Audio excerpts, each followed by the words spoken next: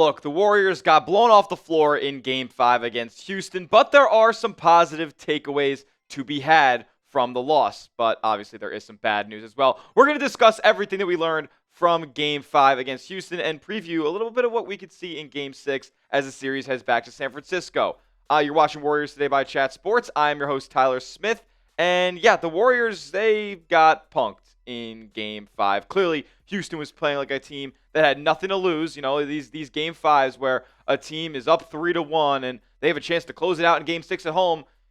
More times than not, you see that hungry team in Game 5 get a win, and typically in blowout fashion. And that's what happened in Game 5. Now, it's only a 15-point blowout, but it was mostly a 25 to 30-point game for most of the time. We'll talk about what happened in the fourth quarter as the Warriors reserves played the last, 17, 18 minutes of the game. But first, make sure you are subscribed to the channel. We are almost at our next milestone of 89,000 subscribers here at Warriors Today. Can't thank you guys enough for showing so much love and support on the channel these last couple of months. We've been live for every single Warriors game of the playoffs, and it's been an absolute blast. If you want to join us for those, how about 99 diehard Warriors fans? Go down below and hit that big red sub button. Totally free Warriors coverage right here on YouTube. Lock us in and subscribe to the channel.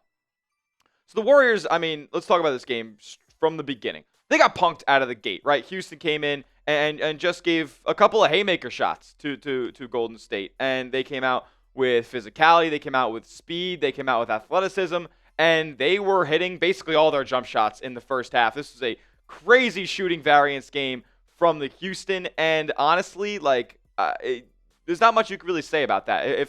If the Rockets are going to shoot, whatever it was, 80+% on effective field goal percentage on jump shots in that first half, then Steve Kerr said it. You're never going to win that game. So it's one that you can afford to drop in a sense, and you didn't want to play a game where you're trying to put a ton of miles on your starters, on your veteran players in a game that's essentially lost. And it was kind of lost early on, and the tone was set in the first quarter as the whistle was not in favor of Golden State whatsoever. And give credit to the Rockets for bringing the physicality and going right at these Golden State defenders. But in that first quarter, it was 9-2-3 in the foul department. And at one point, I think the Rockets had more made free throws than Golden State had made free field goals. And it was kind of a disaster from the start. Golden State could never get into a rhythm. And very quickly on, they ended up punting away this game. Here's what Steve Kerr said about what they decided to do in that second half. He said, I wasn't going to chase this game, obviously, with Game 6 coming up in 48 hours. So I talked to Draymond. I said, what do you think? He said 5 minutes. So he gave the starting group the first 5 or 6 minutes, and unless we had made a huge run and kind of had it in mind, we would pull the plug. So, and it's unfortunate there that, Golden State couldn't get anything out of their starters. They eventually got some stuff out of their reserves, but it was kind of just a disaster. They found themselves down 27 at the half, and there was really never any life from the top guys in the rotation there in half number 2. They had 9 first-half turnovers. What has been the story of Golden State falling behind in this series or in different games in this series or the games that they have lost so far? It's been live ball turnovers. Steph was getting ripped. Draymond was making bad passes. Everybody on Golden State was kind of lax with the basketball, and it just didn't seem like they were overall as engaged as Houston was. They didn't want it as bad as Houston did. Their backs were against the wall, and they had nothing to lose. They absolutely played like it. And, the Rockets also ran a zone in this game that kind of killed Golden State's offense. They saw that the Dubs didn't really have enough firepower as far as offensive creators and just pure dribblers of the basketball to be able to slice and dice through that zone and find pockets, draw in defense, to be able to kick out to open shooters. Golden State just wasn't able to do that, and credit to them playing great defense on Steph and whatnot. But you also got to keep in mind that a guy like Jimmy Butler isn't exactly super comfortable right now. He's still coming off of this injury and playing through it and playing through a high pain tolerance, and you could see that he's just not all the way there. Yes, in Game 4, he absolutely went nuts as far as the mode that he went to in the second half and the gear that he shifted to. But you could see in Game 4, and even play. In Game 5, but even plays in Game 4, he's not 100% physically. He's got one of the highest pain tolerances in the entire league, and I'm not worried about him, sitting or playing in a must-appear game. But the production that he put up last night wasn't great, and to be fair, nobody's was for Golden State, especially at the top of the rotation. But he's got to figure out some way to flip that switch back and kind of take away as much of the pain as you possibly can before Game 6 and lock in for another closeout game. Can't let this thing get back to Houston. He said to reporters after the game, he said, "We're fine. Our confidence isn't going to waver. We're going to start out better and just play an overall better game." I believe him. Don't get me wrong. I believe what Butler's saying there, but it's also a thing that's easier said than done. And yes, I believe in Golden State's ability to go out there and close this thing out in Game 6. They've done it before. They can do it again. But, time for talk is over. The game's in 24 hours now, and got to be able to go out there and execute. You can't have another performance like you did in Game 5. Can't fall flat, and can't let the Rockets set the tempo and the tone of the basketball game in the first 10 minutes or so.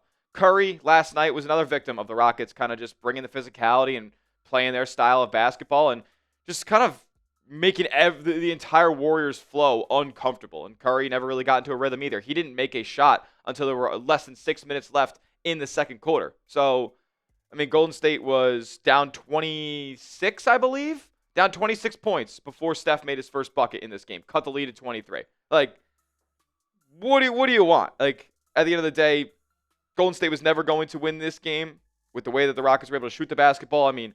Talk about down the stretch of the second quarter.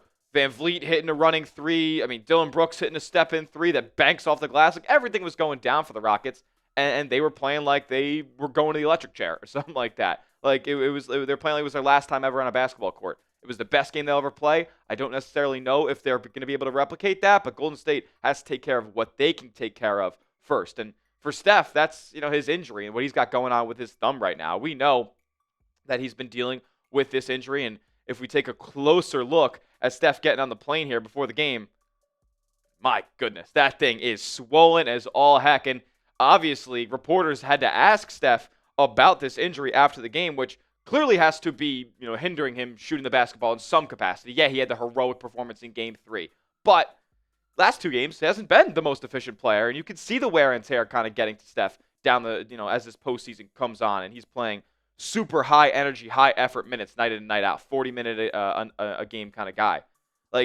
He did say and kind of brush it off and didn't want to upplay it. He tried to downplay the situation in the post game where Curry talked to reporters and he said, "I don't even know how to answer it. It's just something you're dealing with, and you keep it moving."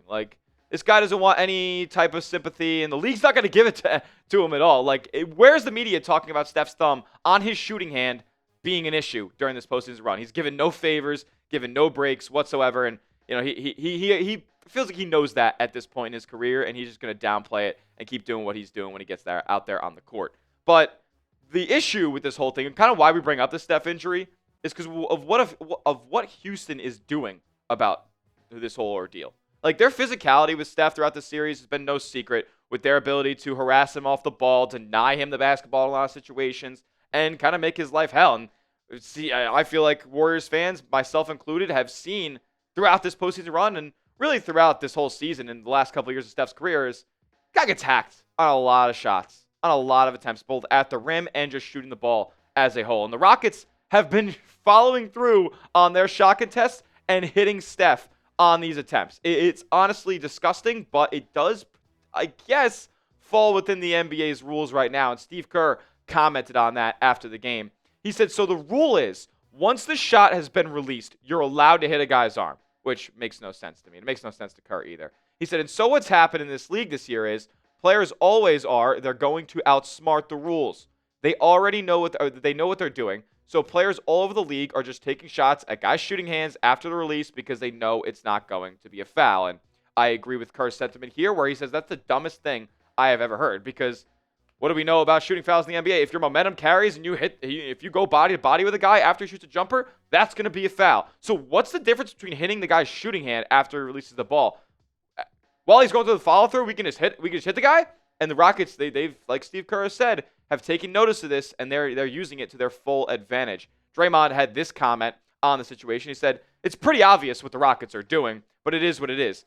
He said, I'm not one to cry to you about what the league should do. And, touche, Draymond. That makes a lot of sense. You probably shouldn't be the guy to go comment on what the league is doing. But what's most disgusting about this whole situation is not that it's being allowed, and not that the league really can't do anything about it at this point, is that the Rockets are kind of feeding into this narrative and feeding into this style of play.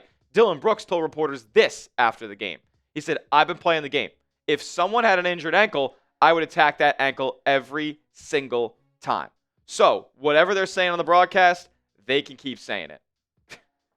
Scumbag stuff, honestly. Like really, it's loser behavior. It's, I don't have as much skill as you, so I have to resort to basically trying to further hinder your ability to play the game at a high level. Like, further injuring a guy. They're saying this out loud, and he can't see any repercussions for his comments because it falls within the league rules. And Curry kind of didn't want to comment on the whole situation because what's going to change? There's nothing that he can say that's going to make any difference. And all he said was, if it's a foul, they should call it. And, whatever falls within the league's parameters right now, it's up to the referee's discretion. And it doesn't seem like they're going to be calling these fouls anytime soon, with Steph getting hit on a shooting hand constantly with a sore and swollen thumb. It's brutal.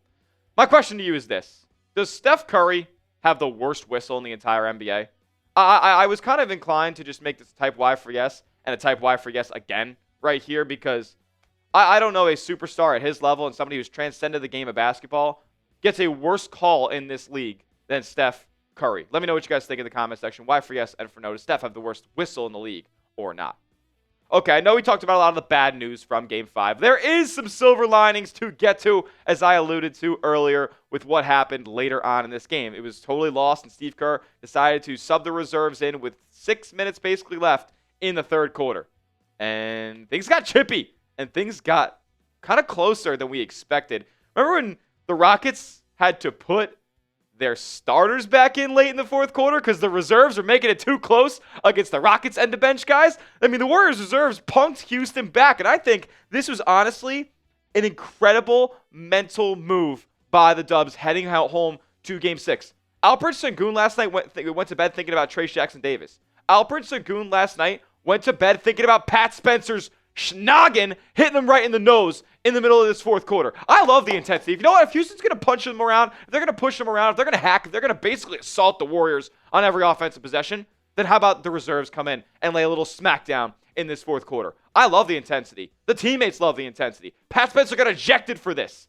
I'm all for it. And if this is going to turn the tide of this series and help the Warriors close out this thing in Game 6, then I am all for it. These are not rotation players for Golden State. You know what? They made an impact, and we're really competing during this down the stretch with Houston and their starters. I mean, Alperen Sengun, Pat Spencer, and TJD, they're in your head. Steve Kerr said this about the bench unit playing big minutes last night. He said, loved our bench group. They came in and they forced Houston to bring their starters back in. They set a tone that we're going to need for Game 6. Even though we lost the game, I thought it was crucial that we fought the way we did in the fourth quarter. 100%. 100%. That is a moral victory in a time where there aren't really moral victories at all. It's the NBA playoffs. It's do or die, win or go home. That's a moral victory for me, though, in a game that you punted away a whole quarter plus beforehand, and now you're in the Rockets' heads. Now you're in the Rockets' heads. Draymond Green agreed that it was beautiful. Beautiful. This is on Pat Spencer specifically as well when he got ejected. You don't back down from anybody, and they didn't. So I like it.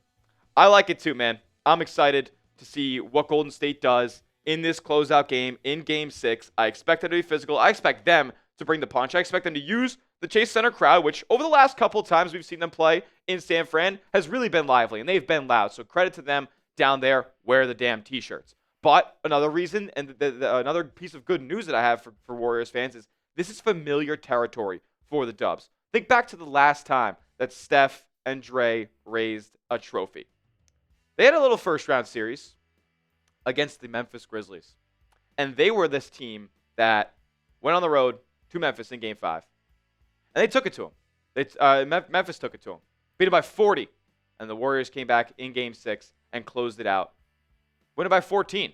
So I think this is something that we could be seeing similarly to what happened in Game 5 and Game 6 with the Houston Rockets. They've done this before. They've gotten blown out, and hope has been wavered a little bit. Jimmy Butler said, no, our confidence is not wavered, and we are going to take it to them in Game 6. I believe it. Do you believe it? Game 6, who do you got? Let me know down in the comment section. GSW for the Dubs. If you think the Rockets are pushing this thing to 7, give me an HOU in the comments. But let me know who you guys got for Game 6. And that will do it for today's edition of the Warriors Today by Chat Sports. Make sure you are subscribed to the channel. We are on our way to 89K here on the channel. We'll be live for Game 6 on Friday as well. So we'll see you then. Turn your notifications on so you know exactly when we go live. We'll see you guys then. And as always, let's go Dubs.